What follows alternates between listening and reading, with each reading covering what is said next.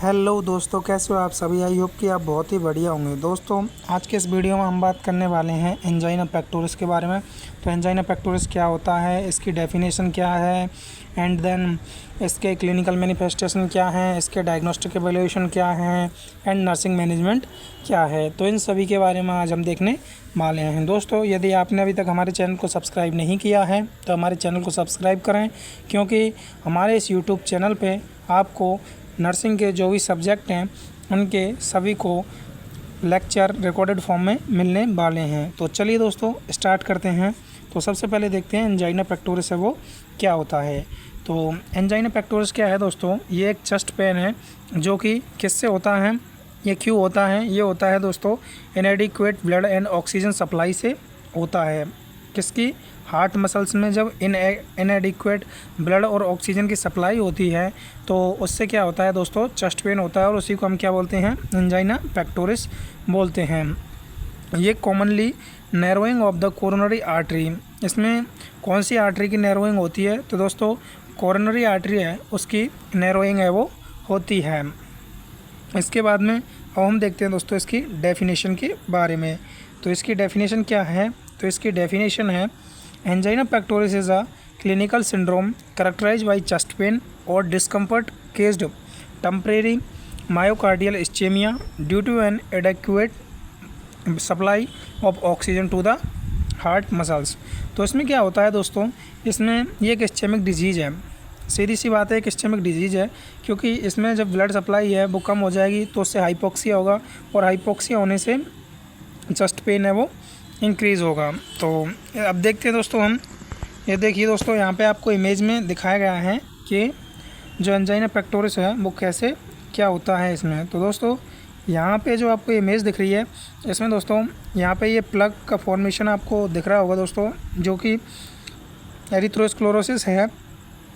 इसमें दोस्तों ये आर्टरी को, कोरोनरी आर्टरी है उसको नैरो कर रहा है, और नैरो कर रहा है तो जो ब्लड सप्लाई है वो डिक्रीज़ हो जाएगी, और ब्लड सप्लाई जो डिक्रीज़ होगी तो इसमें क्या होगा, जो ऑक्सीजन की सप्लाई है वो भी कम हो जाएगी, और ऑक्सीजन की सप्लाई कम होने से ही क्या होता है दोस्तों, हाइपोक्सिया होता है। अब इसके बाद में हम देखते हैं नेक्स्ट, तो इसके बाद में हम देखते हैं इसके टाइप्स के बारे में।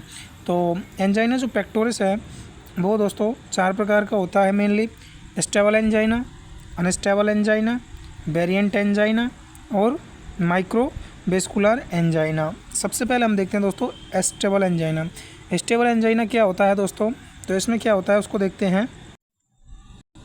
ये क्यों होता है दोस्तों, तो अकर्स ड्यूरिंग एक्सर्शन और स्ट्रेस, ये स्ट्रेस और एक्सर्शन के टाइम होता है, और रिलीव होता है किससे दोस्तों, ये रस्ट से और नाइट्रोग्लिसरीन। नाइट्रोग्लिसरीन एक ड्रग है दोस्तों जो कि सबलिंगुअली ली जाती है, इससे ये रिलीव होता है।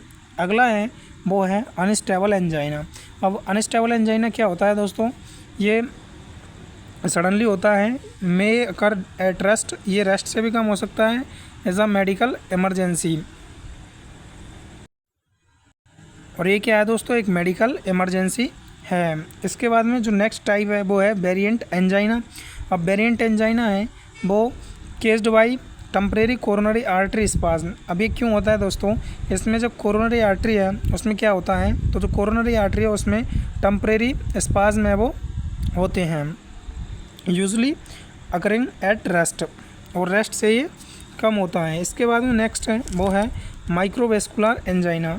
अब माइक्रोवेस्कुलर एंजाइना होता है उसमें क्या होता है दोस्तों, तो केस्ड by dysfunction of the small coronary blood vessels. तो ये स्मॉल कोरोनरी ब्लड वेसल्स हैं, उनके डिसफंक्शन होने से ये होता है। अब हम देखते हैं इसके ईटियोलॉजी एंड रिस्क फैक्टर को। तो ईटियोलॉजी और रिस्क फैक्टर में हम बात करते हैं, तो सबसे पहले है वो है कोरोनरी आर्टरी अथेरोस्क्लेरोसिस। इसको दोस्तों हम CAD, ऐसे भी CAD भी बोलते हैं,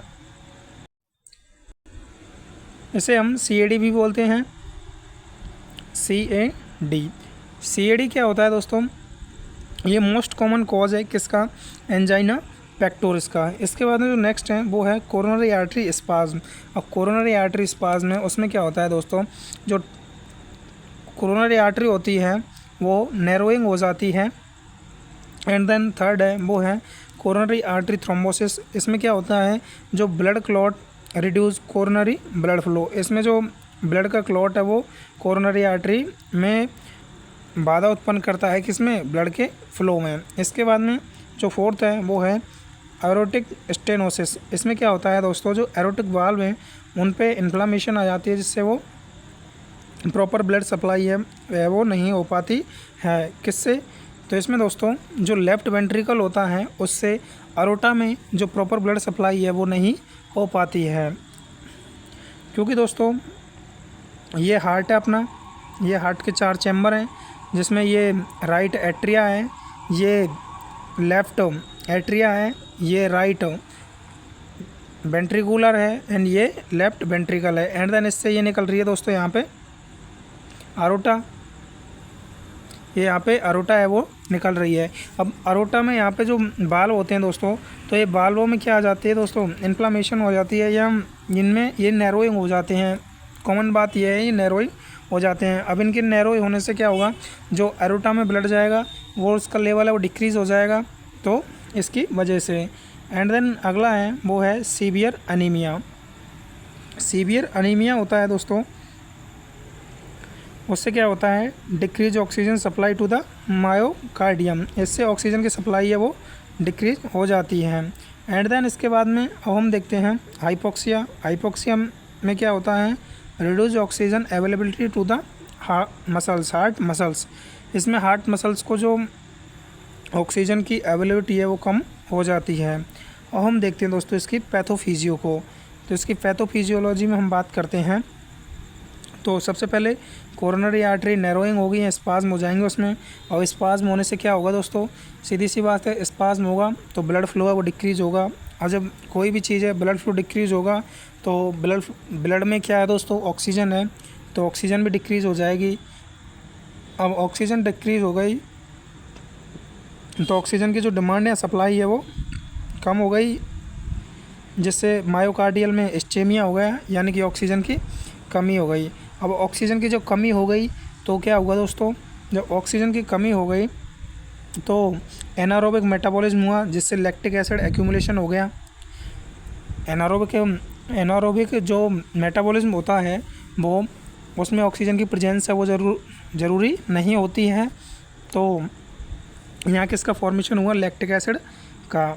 जब लैक्टिक एसिड का फॉर्मेशन हुआ तो इससे क्या हुआ दोस्तों, चेस्ट पेन, एंजाइना हुआ। जो चेस्ट पेन है उसी को एंजाइना कहते हैं। यूजुअली रिलीव्ड बाय रस्ट और नाइट्रोग्लिसरीन। तो ये किससे कम हो सकता है, नाइट्रोग्लिसरीन से और रिलीव करने से। इसके बाद में हम देखते हैं इसके क्लिनिकल मैनिफेस्टेशन को। तो क्लिनिकल मैनिफेस्टेशन में क्या है, सबसे पहले तो इसमें चेस्ट पेन ही है, यूजुअली बिहाइंड द स्टर्नम, ये स्टर्नम के बिहाइंड में होता है।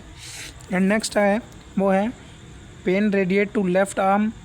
पेन कहाँ पे होता है, तो लेफ़्ट आर्म में होता है। लेफ़्ट आर्म से left shoulder, left neck and jaw और बैक। दोस्तों ये पेन है वो MI यानी मायोकार्डियल इन्फेक्शन में भी हो सकता है, क्योंकि ये 2 डिजीज़ हैं जो कि इस्चेमिक डिजीज़ हैं। पहली एंजाइना पेक्टोरिस और दूसरी MI।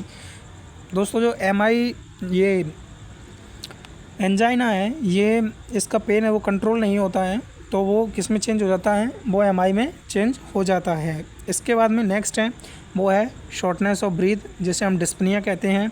एंड देन नेक्स्ट है वो है स्वेटिंग हो सकती है, फटीग और वीकनेस हो सकती है। एंड अगला है वो नोजी और वोमिटिंग हो सकती है, डिजीनेस हो सकती है एंड लाइट हेडेकनेस हो सकती है, हेडेडनेस। एंड नेक्स्ट है वो है पाल्पिटेशन है वो हो सकता है। एंड देन इसके बाद में हम देखते हैं इसके डायग्नोस्टिक एवेलुएशन के बारे में। तो इसके डायग्नोस्टिक एवेलुएशन में हम देखते हैं, तो सबसे पहले हम क्या कर सकते हैं, ECG कर सकते हैं। अब ECG से क्या पता लगेगा, detect ischaemic changes and specially during an attack. जब इसका अटैक होता है तो उसका हमें पता है वो लग जाता है। नेक्स्ट देन वो है exercise stress test. Exercise stress test है वो क्या करता है, तो एवेलुएट करता है, evaluate the heart during exertion. And then इसके बाद में जो नेक्स्ट है वो है इकोकार्डियोग्राम। इकोकार्डियोग्राम में क्या होता है, assess heart structure and function. ये हार्ट की स्ट्रक्चर और फंक्शन को असेस करता है। एंड देन इसके बाद में जो नेक्स्ट टेस्ट है वो है कार्डियक बायोमार्कर। अब कार्डियक बायोमार्कर में कौन कौन से टेस्ट आ जाएंगे, तो कार्डियक बायोमार्कर में जो टेस्ट आते हैं वो है ट्रोपोनिन फर्स्ट या CKMB, या mainly use to rule out MI या ACS। इसके बाद में जो नेक्स्ट है वो है कोरोनरी एंजियोग्राफी। इसमें क्या होता है दोस्तों, आइडेंटिफाई किया जाता है site and severity of coronary artery narrowing. इसमें दोस्तों एक डाई डाली जाती है जिससे कि जो कोरोनरी आर्टरी होती है उसको अंदर से विजुअलाइज किया जाता है। इसके बाद में नेक्स्ट है वो है दोस्तों लिपिड प्रोफाइल। लिपिड प्रोफाइल हम कर सकते हैं,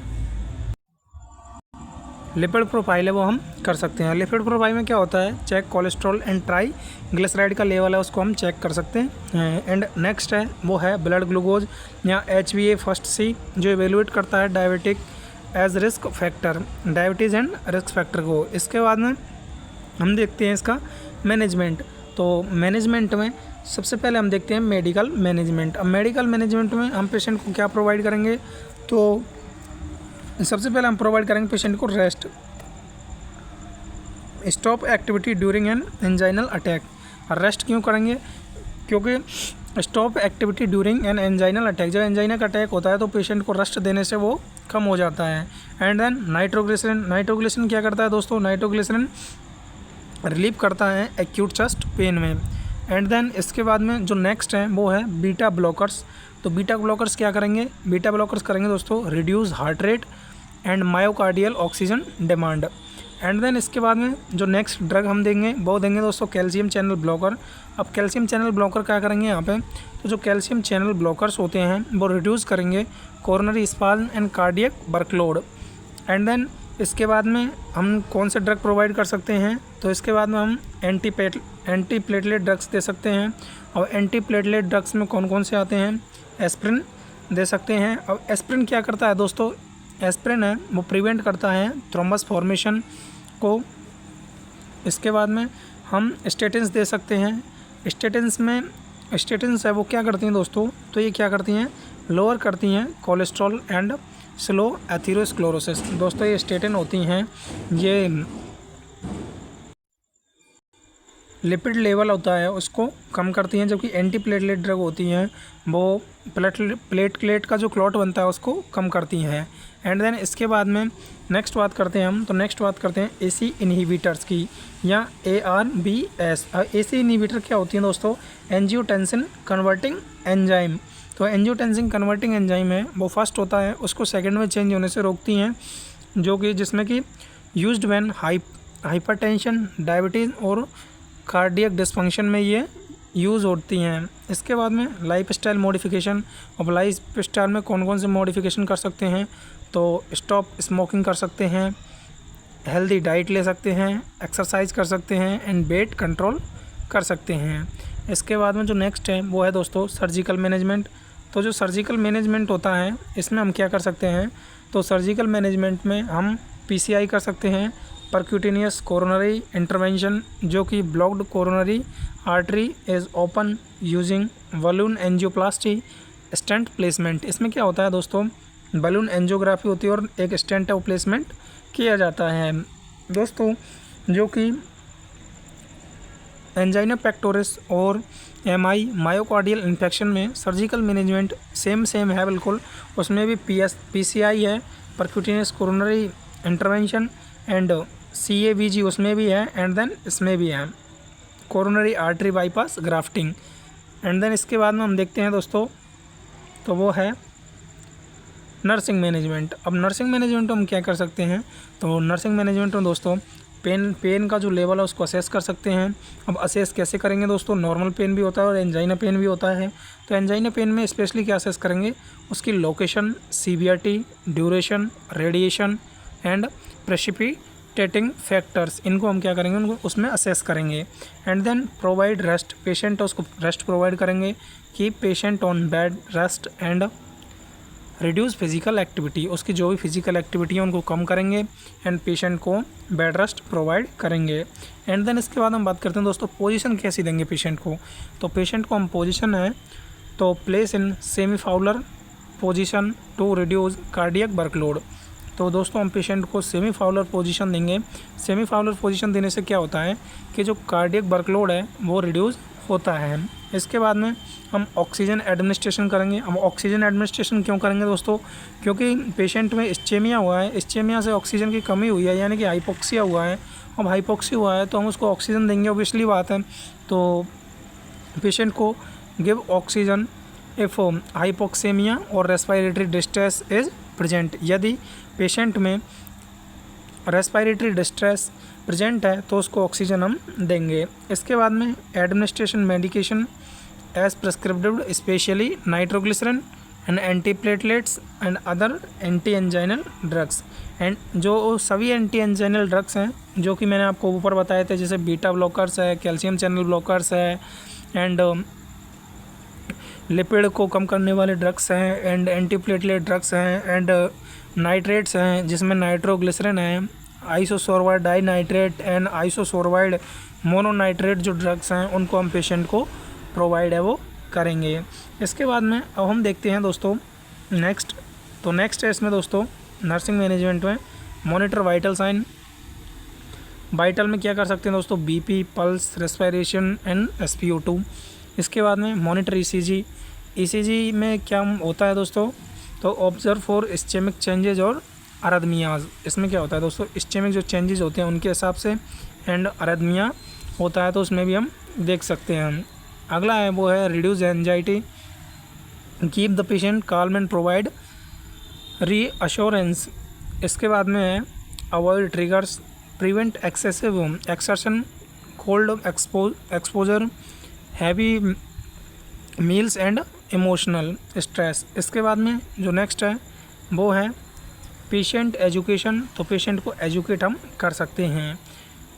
इसके बाद में हम देखते हैं दोस्तों नर्सिंग डायग्नोसिस। दोस्तों नर्सिंग डायग्नोसिस और नर्सिंग मैनेजमेंट या नर्सिंग इंटरवेंशन है वो बहुत इंपॉर्टेंट होता है। कोई भी क्वेश्चन आता है दोस्तों लॉन्ग क्वेश्चन, तो उसमें मेन रोल यानी कि जो उसके आधे मार्क्स होते हैं, आधे मार्क्स में पूरा क्वेश्चन एंड आधे मार्क्स में nursing diagnosis and nursing management है वो आता है। तो इसको देखते हैं दोस्तों। Acute pain related to decrease myocardial oxygen supply. जो एक्यूट पेन होता है वो क्यों होता है दोस्तों, क्योंकि मायोकार्डियल ऑक्सीजन सप्लाई है वो डिक्रीज हो जाती है। एंड सेकंड जो नर्सिंग डायग्नोसिस है वो है decrease cardiac output related to altered myocardial function. जो कार्डियक आउटपुट डिक्रीज़ होता है वो क्यों होता है दोस्तों, जो मायोकार्डियल का फंक्शन है वो डिक्रीज़ हो जाता है। Activity intolerance related to imbalance between oxygen supply and demand. Oxygen की सप्लाई एंड डिमांड है वो कम हो जाती है। इसके बाद में नेक्स्ट है वो है दोस्तों activity intolerance related to imbalance between oxygen supply and demand. इसके बाद में नेक्स्ट है वो है anxiety related to chest pain and fear of disease complications.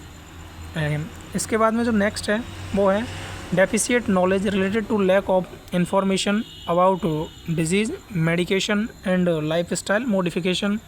And then इसके बाद में जो नर्सिंग डायग्नोसिस है वो है ineffective health management related to इनएडिक्वेट एडेरेंस to therapeutic रेगमेन।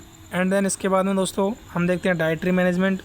तो डाइटरी मैनेजमेंट इजी है दोस्तों, उसमें low fat diet, low cholesterol diet, low salt diet and high fibre diet and adequate potassium. तो दोस्तों ये थी आज की क्लास, कैसी लगी दोस्तों कमेंट बॉक्स में ज़रूर बताना। दोस्तों यदि आपने अभी तक हमारे चैनल को सब्सक्राइब नहीं किया है तो हमारे चैनल को सब्सक्राइब कर लें, क्योंकि हमारे इस यूट्यूब चैनल पे आपको नर्सिंग के जो भी सब्जेक्ट हैं उन सभी के लेक्चर हैं वो रिकॉर्डेड फॉर्म में आपको मिलने वाले हैं। दोस्तों आप इन रिकॉर्डेड लेक्चर से अपने नर्सिंग के नोट्स भी बना सकते हैं, इससे आपका ही फ़ायदा है। तो दोस्तों मिलते हैं नेक्स्ट वीडियो में किसी नेक्स्ट नए टॉपिक के साथ, तब तक के लिए थैंक यू, धन्यवाद।